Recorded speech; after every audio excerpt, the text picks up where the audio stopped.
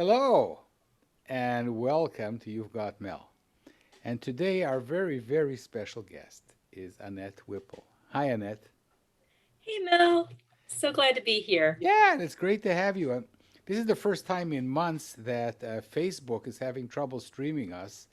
So we'll probably have to, if you see this, then you're seeing it offline. So you can go like this as much as you want, but we'll be back home by then. So where are you talking from, Annette? It looks like, I am in my bedroom and at my home in Pennsylvania. My family of five, we are all home together. My husband's in the dining room. My kids are spread around the house. And this is my one place with four walls that I can come and chat with you, Mel. So yes, here I am. it's our first bedroom chat on You've Got Mel. I can say that. And Annette, I don't know whether you know, but we always start out with the jingle. Yes, I'm ready. The jingle is from the college radio days. So if you're ready and I'm ready, then we will do it. Get a chair, grab a seat, or we'll sweep you off your feet. We move, we groove, you got Mel. Ease your legs, rest a while, all you gotta do is smile. We're swell, can't you tell, you got Mel. When the show begins, you better hold on real tight, or before you know it, you'll be high as a kite. Take a break, settle down, we're the only show in town. SRO, don't you know, you got Mel. Give it up, don't think twice, we're a hurricane on ice. What the hell, give a yell, ring your bell, show and tell. Mademoiselle, give a smell, you got Mel. You've got Mel. And Mel has Annette Whipple. Annette, so um, you children's book writers, you're such a very nice crowd of people. Te- You know what the ones I meet sure are. yeah. You, others, yeah. So tell us about you, about Oh, your childhood in rural Pennsylvania. sure. So, yeah, I grew up in northeastern Pennsylvania, very small town, no traffic light, no stop sign along the main road. And it was a road, not a street. um, but, um, but, it really made me who I am today. I live 4 hours south now. I'm still in Pennsylvania. Um, and still fairly rural. Some people think that we're very rural here, but really, I might have a few farms, within a couple miles of me, five farms within 2 miles. But Amish farms. that's right. Yes, live in Amish country, and but it's still, we're close to neighbors. I live in a development, so it's, I've got neighbors all over it. And we still drive a ways to get to most shopping. I have a grocery store in town. My library, or my town has a library. It's a small library, but my town has a library. So it's not that small of a town. So, but yeah, I'm here. I love it. And here we are. So, I mean, yeah, do you ever go to big cities? yes. So you've um, you've been to Philly and New York and London. no, not London. I live more than an hour from Philadelphia, and I don't go there for just an everyday thing, but we go on occasion as a family. It's been, I was pregnant with my youngest child when the last time I was in New York City. So 9 years ago, I was in New York City. We had planned to go back this summer, but no, that didn't happen. Lots of things didn't happen, right? So, and not too far from Baltimore, Maryland. And we go when there's a reason, but not all the time. So It's yeah. it's actually really good these days to be far away from people. Hey, you know what? I really appreciate the fact that my kids can go outside and play in the yard. They can ride bikes around the neighborhood, and we don't have to be tight with everyone else in the neighborhood at the same time. Country living right now is a good thing. So yeah, but I'm a country girl. I like to visit the city, but I don't stay too long. And your childhood, remarkable things about your childhood, because to turn into a children's book writer it's a kind of a unique thing. So how did it happen? Well, Thing, what a stupid word, thing. It's fine. So for me, unremarkable childhood, really. We didn't even have a lot of books at home. I remember a couple of books that we had, and I know that I I didn't visit the public library much, even though that there was one maybe half an hour away or so. But our school had a library, and I definitely took advantage of that once I became a reader. It took me a long time to become a reader, longer than the average child. I needed some extra help. And then by fourth or fifth grade, that's when I really started reading, I think, You were and enjoying it. you were Instead of smitten by reading. finally, You yes, you came late to reading? I did. I needed some extra help in kindergarten and first grade because I was just behind. Um, so it is what it is. I no learning disability or anything like that to overcome, just late, and that's Okay. fine. But did that So create some, like when you could read, did that mhm. create some special love? You say, wow, like I had trouble tying my shoes. So I've always tied my shoes different. But I remember when I learned how to tie my shoes any which way, I was very proud of myself. I think because it was a slower process, it wasn't there. It didn't feel like there was a big revelation or anything like that. And actually, as a student, I did not enjoy writing. I was a reader, but I was not a writer. I did not enjoy assignments from teachers to create stories, or to write reports, and that was even through college. I really didn't enjoy that. I do remember in high school I had to research. I had to give a report, a science report, and I remember it was about headaches, and I think I chose the topic. I'm not sure why I chose the topic, but I did enjoy researching it, but because I had to give a speech as well as the written report, I was terrified. But I remember enjoying the research. But even through college, I did not enjoy writing. And it wasn't until I became a blogger and I began blogging to share my daughter's story with a speech disorder called apraxia. She, for those familiar with babies, they usually start talking around the age of 1. Well, my daughter was 27 months old when she first said mama and dada, and that was in speech therapy. So she didn't have sounds, she didn't have words. And when she did finally start talking a little bit and making word approximations, I wanted to share her her story with family because we don't live near family. And I also wanted to encourage others who were in similar situations. And so that was how I began blogging. How old is your daughter now? And she's 14. And she completely overcame what was a very dark diagnosis. And not everyone does overcome it, but she did.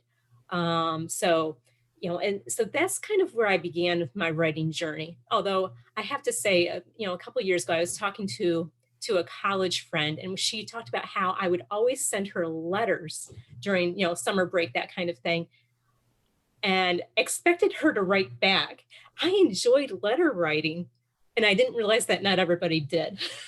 So maybe I was a little bit of a writer, but not the writer that I am today. After I blogged for a couple of years, I took some classes because I wanted to write more, and I wanted to improve my own skills. I knew that they had already improved since I had begun blogging, but I wanted to do more. So I started taking some classes, and then it's like, what about some writing for some magazines? And then it was in 2014 that I had my first idea for a book. And did you write for magazines too? I started off writing for adult magazines a little bit. And then once I had this idea for a book, I really wanted to understand the publishing world, as well as I was researching a lot. I understood enough that it was going to take a lot of time. So I kind of backed away from blogging, backed away from some of the magazine writing as well, and just really trying to learn a lot and improve my skills. So yeah, Okay. it's been a long And road. yes, and we're here to celebrate your first book, but it's not really your first book. That's So right. It's a great book. You sent me a sneak preview. I don't know whether I can tell people, but I just did, and it's wonderful. But you've written books before that. How did that go? How come you have a So, first book and before that you have other books? I just well, that's actually a really good question. Um, because in 2016, my very first book came out for children, and it was work for hire, which means that a publisher came up with the idea for this book and paid me to write their idea for their audience. I love it. It was written for the educational market. I have 5 books with the No, educational market. and then how does that happen? People like thousands and thousands of people dream of this, Yes. and Annette Whipple does it. What's the secret? Well, Tell us the that's secret. my secret was attending a writing conference where I met an editor who works with an educational publisher. That's how I got my foot in the door. But writers who are interested in writing for kids and can do some research and really put what they learn into kid-friendly language and make an engaging book, they can write for the educational market too. I actually have a class at Kidlit Creatives, where it's an on-demand video course. So if people are interested in learning about the educational market and how to get into it. But if you can't go to a conference, and right now we can't, you can go to online workshops though, for sure. But you can also, for those interested, they can also create a work for hire packet, which includes a resume, a cover letter, and typically 2 writing samples, and send that to educational publishers so that they can get an idea of how your writing style and what you're able to write and what you're interested in writing, because it's a great way to get into the market, into the publishing world. And one of the great things is you don't need a platform to write these books. So you're not pitching ideas, you're really just pitching yourself and selling yourself and showing off your skills in those writing samples. But yeah, so my first 5 books were for the educational market, and then this year I had 3 books come out. 3 books in 1 year. 3 books in 1 year. Now, this is the story of the Wright brothers, and it is an early biography, very visual. It was a lot of fun to write and research. It was my first full book length biography, lots of fun to write. And this was actually work for hire too, but this was not for the educational market. This is, a book that would be in bookstores. And I didn't really explain that before, but for the educational market, those are the books that schools and libraries use to meet the needs of students, whether it's for research or to match curriculum. So this is really just a book that would interest people who This want is to so know great. more. You sit in your bedroom, you pull from beneath the covers these books that you've written. It's incredible. I should interview more people from their bedroom. I'm just thinking that now. Yes. Keep going. Just a little bit of fun. So let's see. There we go. This is the Laura Ingalls Wilder Companion, a chapter by chapter guide. This was actually my first book idea. I had the idea in 2014, and this is what I really worked hard at. I wanted to, I knew it was an idea that was marketable. I knew I was capable of writing it.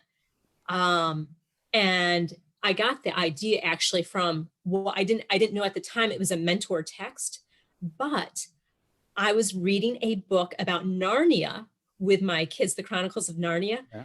And it was a companion guide, and my kids loved it, and I loved it. And I'm like, I could write a book like this. And I very quickly figured out I wanted to write a companion guide to the Little House books.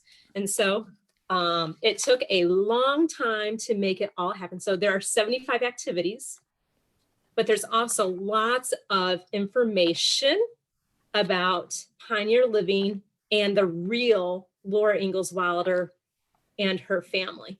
So lots of fun. One of my favorite features in this book, and 2014 to 2020, that's 6 years. I actually learned a lot about writing for kids from the time I had an idea until it was actually published. But one of my favorite things are these fact or fiction sidebars. And I have those throughout the book because, the Little House books are historical fiction. They were based on the life of Laura Ingalls Wilder and her childhood. And then there's one book about her husband, but they are fictionalized. And so how much of it was made up? I wanted to know that. And I know readers wanted to know that. And I remember being a child reading one of the titles called The Long Winter. And I thought for sure she was exaggerating that winter. It was blizzard after blizzard after blizzard. Who lives like that? It's what I thought. Well, people in South Dakota, or back then Dakota Territory. So lots of fun. And then this beauty, Raycraft Books did an incredible job with this book. This is the one. This is the one that's the first book. The Laura Ingalls Wilder Companion came out just a little bit. This is my first picture book, though. Okay, first picture book. I knew there was first something, Yep, it's my first picture book, and I just love what the publisher did because it's like eye candy throughout the entire book. So there's the opening page, who's there? And then all those, you have the unforgettable call. So you have all the beaks up here, the glowing eyes, and you see all the eyes, the fierce beak, and more beaks. And then these sidebars, but we have, is not long. It's incredible. I had a wonderful time looking at the proofs, but now it's even better. Where did they get those amazing photographs from? They use looking at the photo credits. I've actually done that because I was curious too, and I want to say I don't remember. I shouldn't try to guess. Getty Images was one of the sources for a lot of them, and then Shutterstock. So I got to hold an owl during my research, and I took a couple photos myself. I saw that. I thought that you owned that owl. I thought that owl lives in your backyard. Oh, wouldn't that be in Amish territory, Pennsylvania? So we're celebrating this book, which is coming out in. You can answer the phone. No need to. Okay. Even if it's your publisher? Oh, it said spam. I actually turned it on for a moment and then I turned it back off. Okay. Sorry, Mel. My agent on the phone. I'm busy. Come back tomorrow. So this is incredible. So this book is coming out in about 4 months? Oh, this one came out already. It came out already. It did. It's a new release. So people can actually buy it. They sure can. Yeah. So, and if they buy it, this cover opens up, and not only is there that beauty, but it's a whole poster about owl superpowers. And I can't even back up right now enough, but that's one of the bonuses of the hardcover, and it's just gorgeous though. Yeah, I love what they did because owls are, How can they make any money? They paid you, right? You didn't do it for free. Right. They paid all the graphic design. They paid, to buy a picture from Getty costs $500. I hope they got a better deal than I do. Let's hope so. I don't know. They got some incredible images. I mean, just that eyeball there. But they really found appropriate and beautiful photos. This is one of my very favorites. That barn owl there. So who's going to buy this book?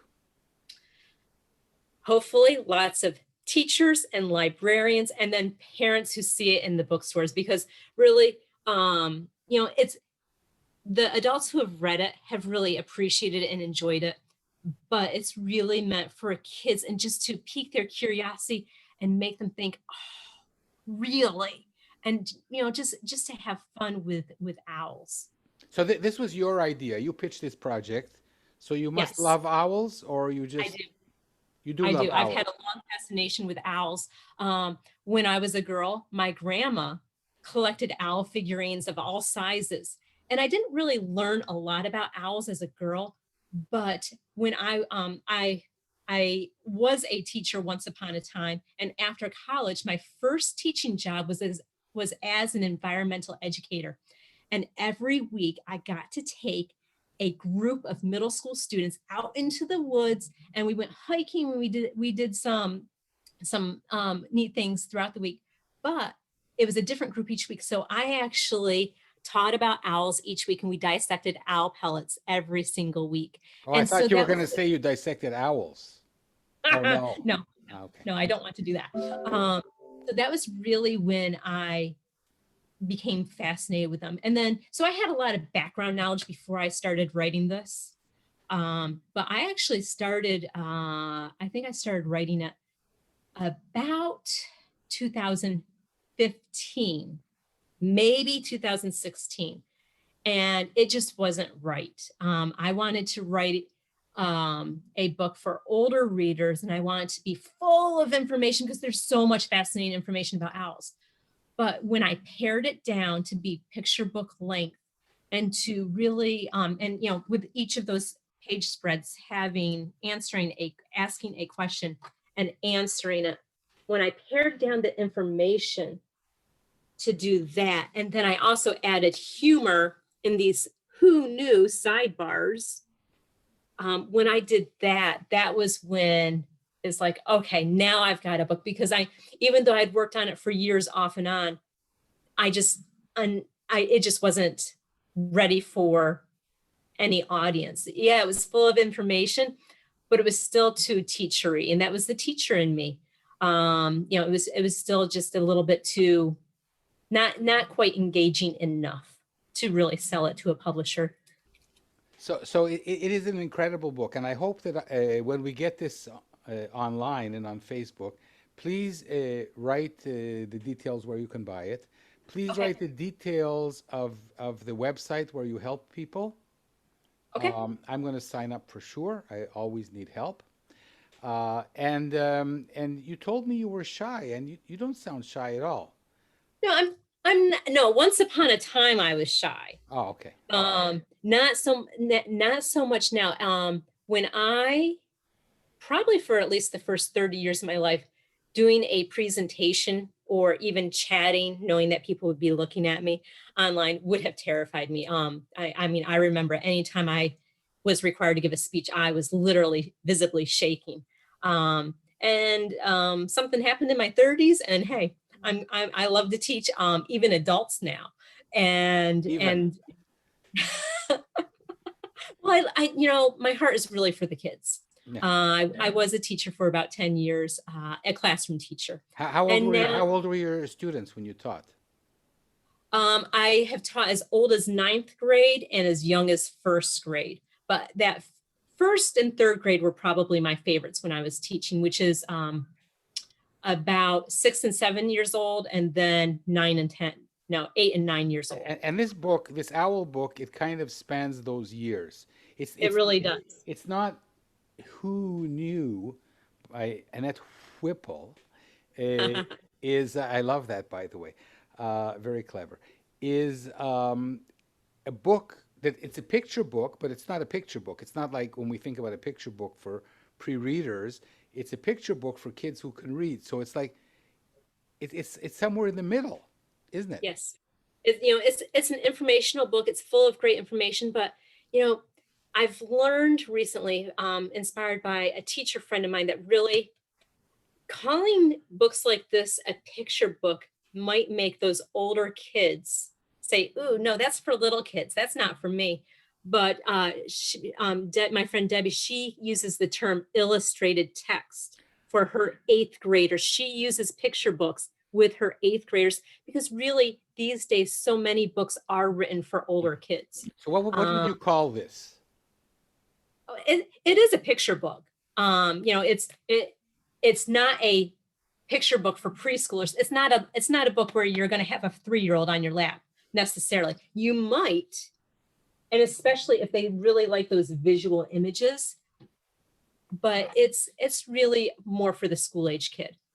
But yes, I do call it a picture book though, or alternately an illustrated text. But I just love it. But It's wonderful because it's educational and it's crossover and it's amusing and it's fun, um, and um, and this is very exciting to meet the author, and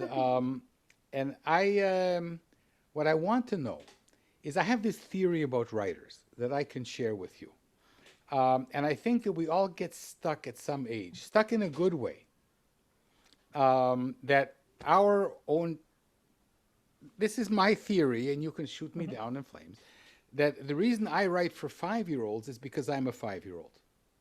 I'm a bald 5 year old. Deep within me, I had some arrested year when I was five, and I write to that 5 year old within me. Am I alone in this feeling? I don't know that I do that, but I've heard that a lot of people do. So I don't think you're alone at all. I think, you know, we can really kind of, and finding this story, finding what sparks our interest. But I do feel like because I write informational books, it's it just pulls at my curiosity. What do I want to learn about? What can I spend a year or years researching and still be excited about this book when it comes out that many years later? So for me, it might not be about the age, but about that personality trait of just asking questions and being curious. So does that make sense? I tried to make sense for most of my career, and now I try and make nonsense. That's the difference. So this is before I ask you about the Beatles. Let me ask you the question that I've been meaning to ask you since I didn't meet you, but I read about you, and that is, why don't you write fiction? I don't know. I've I've never tried to do it professionally, like, to have it published. But really, I think facts are fun. And I actually, for school visits and that kind of thing, I really try to celebrate facts. And some facts are sad. Some make us say, "Oh no," and some even, kind of rile us up. But really, I think facts are fun, and I want to share this world with children. And I think the real world is pretty amazing. And so I draw from the real world. If I did write fiction, it would probably be very realistic fiction. I don't know. But yeah, so I don't write any fiction professionally. I don't know how to tell you this, but really, really real fiction is actually nonfiction. But you know what? I'm willing to make a barter because I want to see what would happen to you if you wrote fiction. I mean, you have everything. You have a publication record, you have an agent, you have publishers that came to you. You don't have an agent? No agent. No I agent. I sold these without an agent. For this one, I studied a market guide for hours and hours and hours. I just poured over it. And I came up with just a handful of publishers that would be interested in history and activities. And that's a lot of that. And so it's not with a big publisher, it's with Chicago Review Press. But they're a mid-sized publisher. And Yeah, then Raycraft I is met big. Well, they are an imprint with Benchmark, who is Yeah, big. But they're actually a new publisher too. yeah, Raycraft is. yeah. And I met my editor from Raycraft at a highlights conference. And if you ever have the opportunity to go, or these days do it online, they're they're just incredible. They're top-notch conferences with great teachers. Their faculty their editors, their agents, they are authors, but they are top notch. And I met the editor there. And he was interested in it right away, which threw me for a little bit of a loop. It was the first time anyone had been interested just like that. So it was very exciting. And can I tell you this? You can tell me anything. It's your show. No, this is your show. Uh, But the Annette, truth you've got Mel means that you've got Mel. so Who Knew is the first book in the Truth About series. So next year, next spring, there's going to be Woof, the Truth About Dogs, and then the Truth About Spiders. We don't know the exact title for the spider book yet, but they will also be, highly visual, all sorts of photographs throughout. And then with those sassy little funny sidebars to bring some humor into the story for kids. Amazing. So, I have to say that I've written several manuscripts. One about a burrowing owl, and one about a spider. So I should send you to these now, so you don't come back to me, a year or two. Mel. But I have a feeling that you can be a beacon for other people, younger and older, because you seem to be willing to share a lot of the experience that you've had. And you do yes. realize that you are one of thousands of aspiring writers. You do realize this. Yep. I feel like I have learned so much from others, from conferences, from workshops, from conversations like this. I've learned so much that I do want to share with others. And I told you I was a teacher, so I kind of naturally want to help others and teach them. So, I do offer those on-demand classes. I do offer critiques and that kind of thing. But sometimes it's just the conversations that get me. I just love to share what I know. And that's kind of how some of my first, when I was invited to teach others, that's how some of those early ones happened, was because I had the right conversations with the right people, and they knew what my personality was, that I do like to share. And I have some knowledge to share. I'm still learning. There's so much learning. This kidlit world is always changing.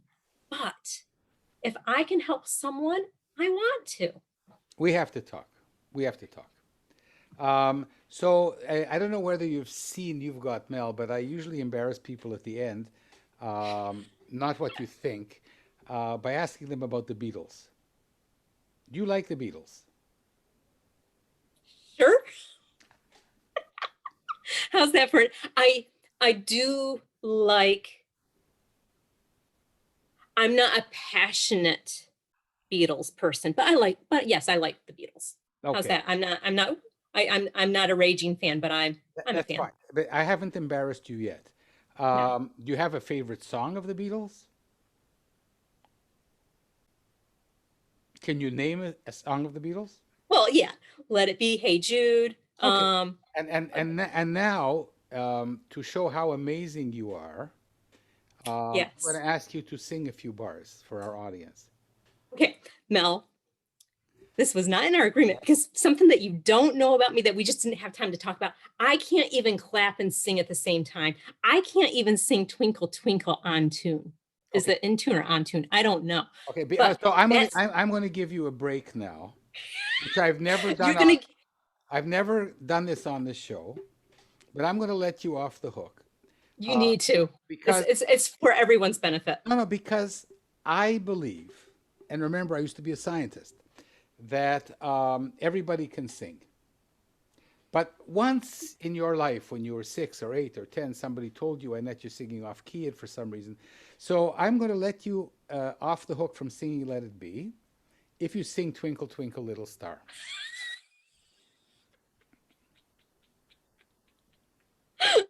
Oh, I can't. That's still too cruel to your listeners, to your viewers. We can't do that. Trust me, let them be the judge of that.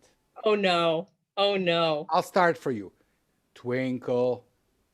Twinkle, Annette, little star. give it a try. This is the beginning of a new career.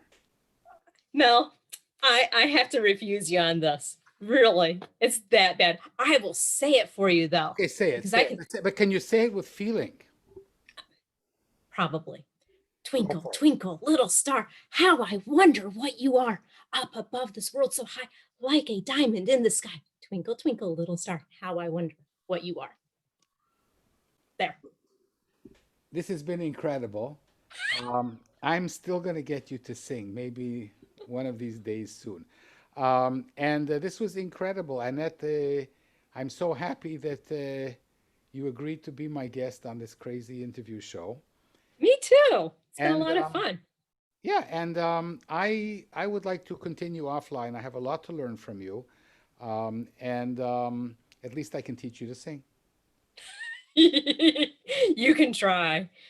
I don't know that that'll work, but You know, hey, I'm, if I can get paid to write books, maybe anything really is possible.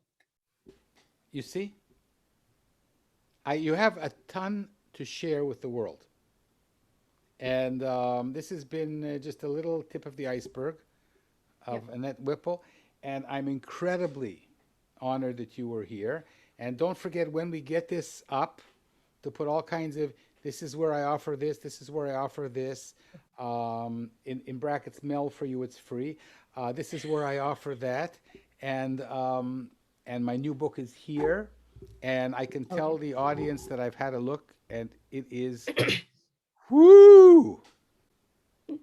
Thank you. And you know what I can tell people right now, in case they get to it before I type anything in, pretty much anything related to me, they can find at AnnetteWhipple.com. They can find links there. So that's a good start. AnnetteWhipple.com. So, and here, let's see. I'll show this one more time. You can look at my name to see how to spell it. Look at those eyes. Absolutely. Isn't that I, just beautiful? I have a feeling it'll be somewhere in the video. So thank you. Thank you, Mel. This has been wonderful. Thanks for having me. Bye. We'll talk. Yes. Okay. Goodbye, everyone. Bye.